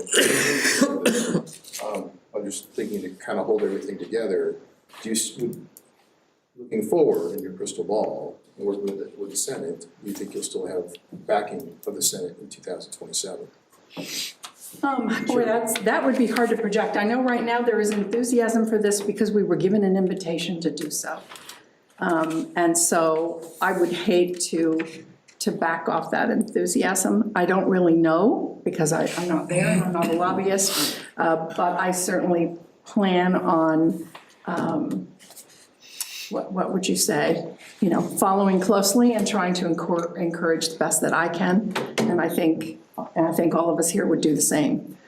How can we get the city and your group together and discuss this? Yeah, like I said, we can form a committee and continue to work on it. I mean, just to provide some insight too, we might obtain a bonding bill this year in 27. I think having, moving forward and having concrete numbers and a plan moving forward how that is. Currently in the session, there's about $5 billion worth of requests and about 900 million to 1 billion that's going to be awarded. So again, I think doing this without knowing numbers, you know, not doing its due diligence, I think is only gonna hurt us even trying to request it right now. Minnesota statute, if I'm gonna sign an MMB, it clearly says I have to identify funds, identify the resource and everything else. It's clear what I have to define by Minnesota statute, so I'm not going to rush this until have the numbers and things move forward. If council wants to direct us otherwise, that's currently my position. I mean, I'm following Minnesota statute, following the rules of the MMB. I know that's not what this audience wants to hear, but it's too big, too large of a scope project to rush this even by May. I don't think it's possible. I'm just being very honest and open about it. You know, our representatives had said, yeah, it's a great idea, and I agree with them. That we, but I don't think in the bonding process, they don't have a final say. It's up to the bonding committee down in St. Paul. You know, it's not unheard of neither for, the state to do, bonding in, odd years. You know, that maybe they'll do a bonding session next year. But between now and then, we could get all our numbers together for this MMB, and we'll be ahead of the game if they do a bonding in 27. Let me ask this question, since we already know the buyout number and the demolition number should be easy to get. If the watershed comes up with their numbers quickly, would you feel comfortable approving the concept? We have the numbers. They would have to come up with funding sources and guarantee those funding sources, Okay. Gail. Okay. We have the Then- numbers per engineering reports, the geotechnical study, I'm not sure if you read that, it was clear on numbers in there, that's only a year old. I can throw numbers at a board, Gail. The problem is funding it, the 50%, that is my concern, only concern. The MMB clearly states where we're gonna find, per statute, check the box, where we're gonna find the funding sources supported by documentation. I can't do that right now, I Right. can't. I understand that, and they, the two legislative researchers said that they would get back to us on whether the watershed could be a match, and we have not heard that answer yet. But some of these answers could come within the week. So all I'm saying is, it's possible things could come together, and are you open to that if they do? I've given my position. I don't even think by May, we don't even know what project it's going to be. We haven't even had engineering reports to detail what project it is. Houston Engineering, who works with the watershed, is the one that the watershed is depending on to take care of that. And we have two studies that contradict themselves. Houston says sloping, geotechnical analysis says anchoring of pylons. Right, and so if you don't want to accept one, I mean, that needs to be known as well. I am 100%, I think I speak for the city, that will work everything we can do to find the funding and make this happen.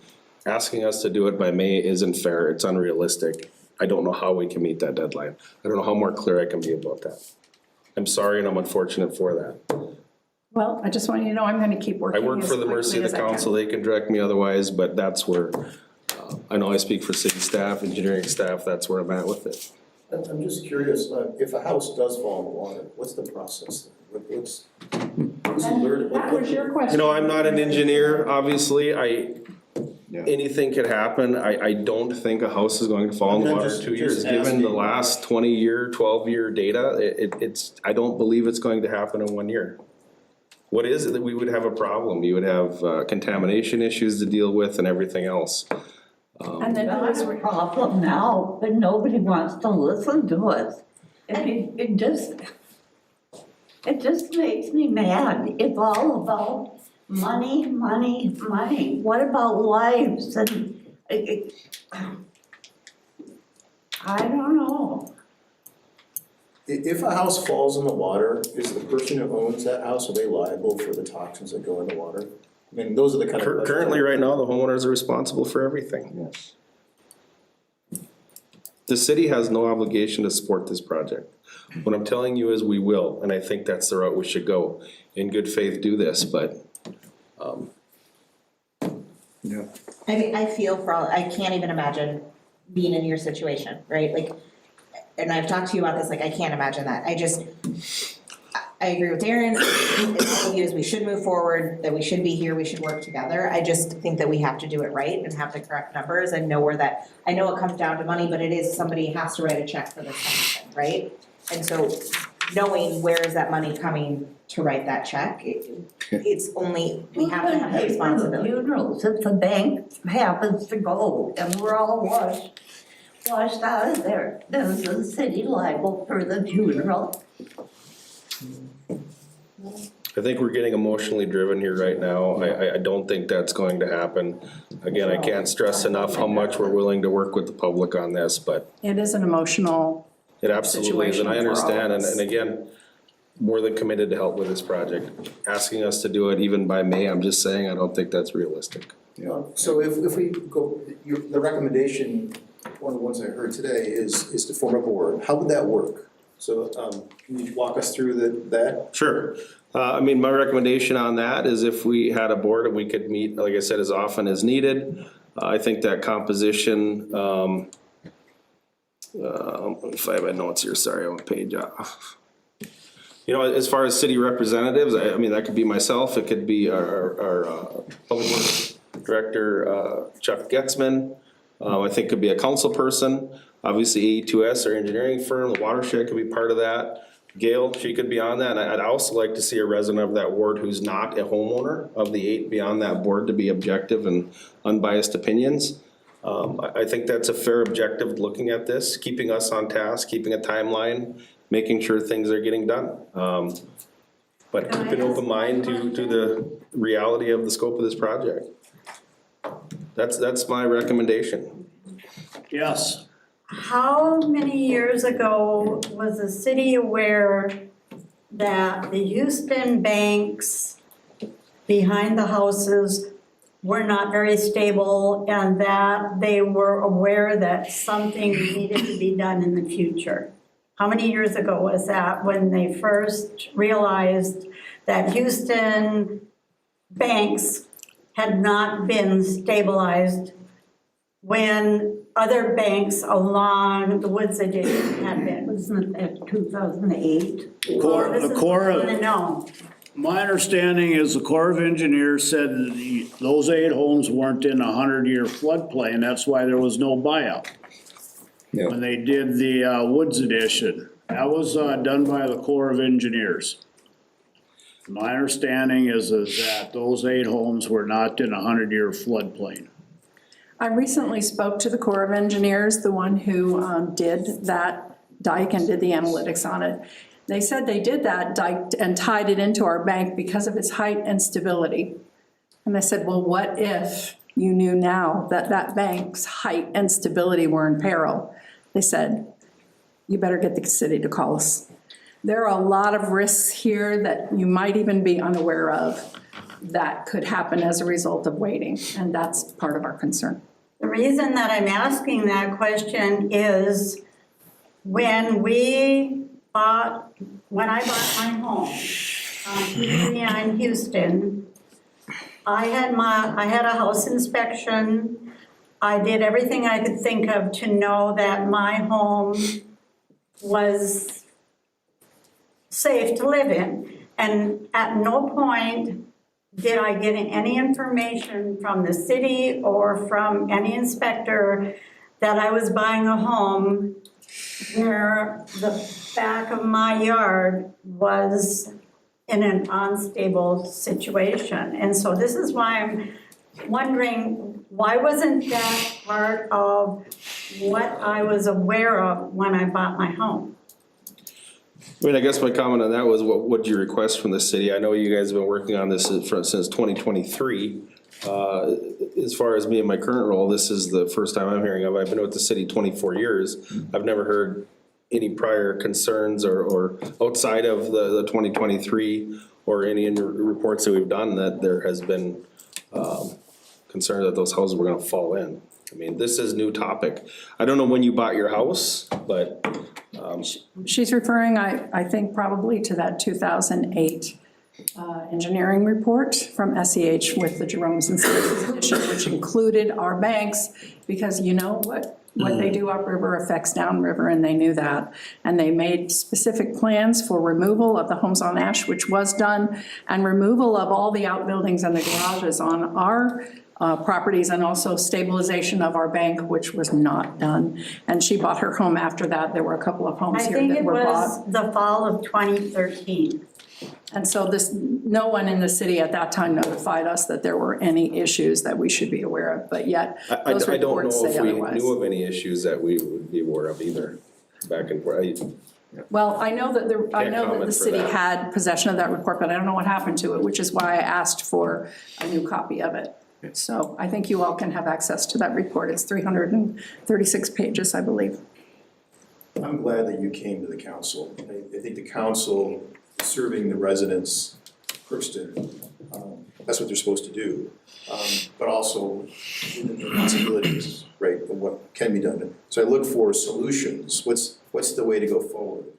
And given what's been expressed and what hasn't been expressed so far by individual council members, it seems to me that one of the best ways at this point is to work together in possibly as a board, but I think making sure that we have good representation from of all the stakeholders involved. It's hard in life. I mean, I looked at a property next to yours when I first moved here, and I walked over to the river, and I saw the erosion. That was before Mary bought it, Oh, in fact. okay. Yeah. No, I am. It's a nice house. It's a nice, and we walked through that, and I'm an aquatic guide, right? That's what I study. And I walked to the end, and my wife and I talked, and it was, gosh, I don't know if we should buy here because I don't know how fast this is gonna erode, given my experience in working in land in those areas. So we didn't buy. But I understand the issue, and I'm so sorry that people are going through that process. But my suggestion of what I'm hearing so far, and the little bit of information that I know, is to form that board, and then think down the road in 2020, get everything lined up together, because you want to do it right. What I'm hearing is if we do it here without having, because the message has changed a little bit from last time, that you know, no cost, to some cost, even things that are outside of our control.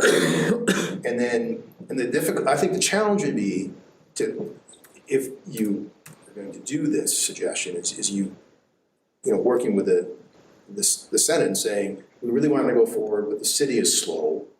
But they are, right? They want to help us, but they need more time.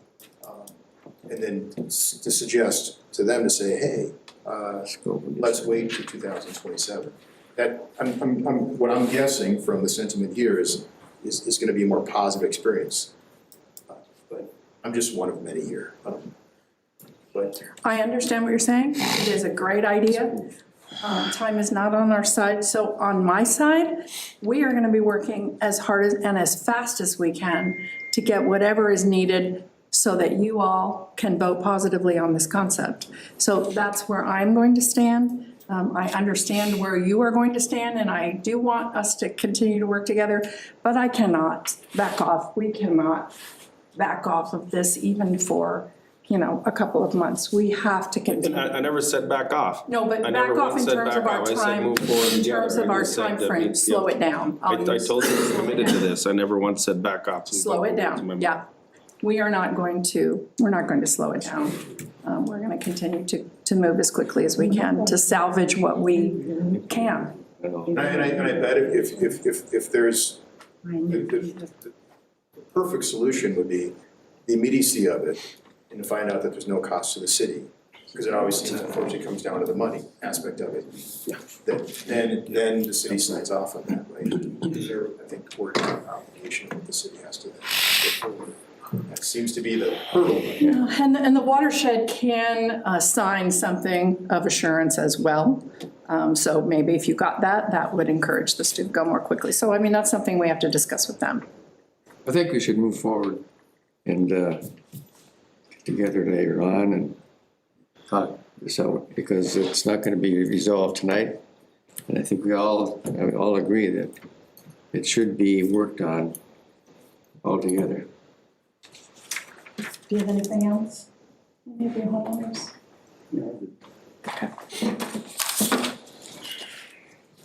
I'm Ken, spouse. Also, more of the quiet one. I will say that I hear you, I can read a room, I think anybody can. And I know the direction you're leaning, and I'm not arguing pro or con that. I will say that Gail has worked an enormous number of hours every week over the last 3 years, contacting people in the state, grants, trying to keep watershed, many individuals, and in the city. And I will say that the city could have communicated better. That often it felt to me, as a person observing, listening, that responses were slow. Individuals in the city were contacting people that were not even in that office anymore for months. You know, they didn't seem to have the right list of names and of who they should be talking to.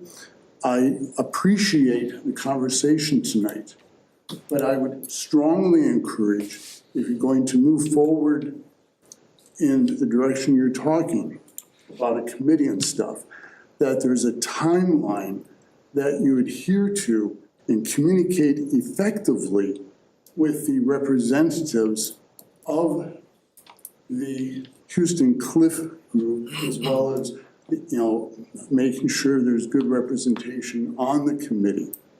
Because it has been frustrating observing my wife working so hard and having to remind individuals within the city, and even being told by certain city leaders that there is no problem, that sitting there and going like this, you know, that this is ridiculous, and telling her that she doesn't know what she's talking about.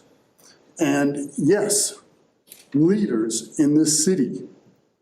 And I was appalled sitting there and watching, observing, and being quiet. Not too quiet, speaking at times, but supporting the action that she was taking. So please, if you're gonna move forward, please have a timeline that's reasonable, engaging, active, moving forward, pushing and pressing forward, and working with Gail so that action can take place before it's too late. Not to mention, Can there's I ask you a also, question on prior city leaders? I mean, are they working here anymore? names don't matter. But what was said and what My took understanding place- on some of those city leaders don't work here anymore. As far as me as a city leader, it's been 3 weeks since I had an opportunity to work on this project. So I just, I'm not saying names. and I'm not saying what you said isn't right, but I think, I know what you're talking about, and none of them work for the city anymore. So I'll just apologize up front for the responses you received from city Thank you. leaders, from prior city leaders. I apologize for that. I agree on a timeline. I just also wanna clarify that's not me. That's not how I operate. That's not how I work, if anybody knows me, and I've had 3 weeks to work on this project. And Just I wanna was clarify. not meaning to imply you or a particular person sitting here. But thank you for your time. Thank you. Thank you. Thank you. I think with the timeline, I think if we could get all our ducks in a row by early part of 27, hopefully they have a bonding session on an off year and we can submit this. Maybe they would even look at our MMB and say this is a very needed project, it has to happen, and maybe they'll allocate some funds in 27 for this. Sorry, Your Honor. I want Go to, ahead. My suggestion is, in support of those residents who came forward, I would do as what you had mentioned early on, set up the board as quickly as possible, Absolutely. and then ASAP. I 100%. think that sends a strong message to the group here that we are willing to work with them. Couldn't agree more. I want to thank Darren for doing all that work already, because he's been on the line and so forth, and has been working real hard. And so, get together, get it going. And I appreciate that. I also, Chuck Getzman, AE2S, I've had many partners that helped with that also, so thank you. But it certainly wasn't a journey alone. We have several other partners that have helped with yeah, that. but you were leading it, so I appreciate it. Yep. we got some good information of what we can do and can't do right now. We can't do it all at once, but let's get it done. And I take it to heart, and I'll move forward with that, absolutely. Further discussion. I want to thank the residents of the Houston area for being here tonight. We will continue to move forward with this. Darren's worked awful hard along with Chuck and AE2S. And he will be in contact as far as getting a board/committee together to keep moving this project forward. We are adjourned. Thank you, everybody.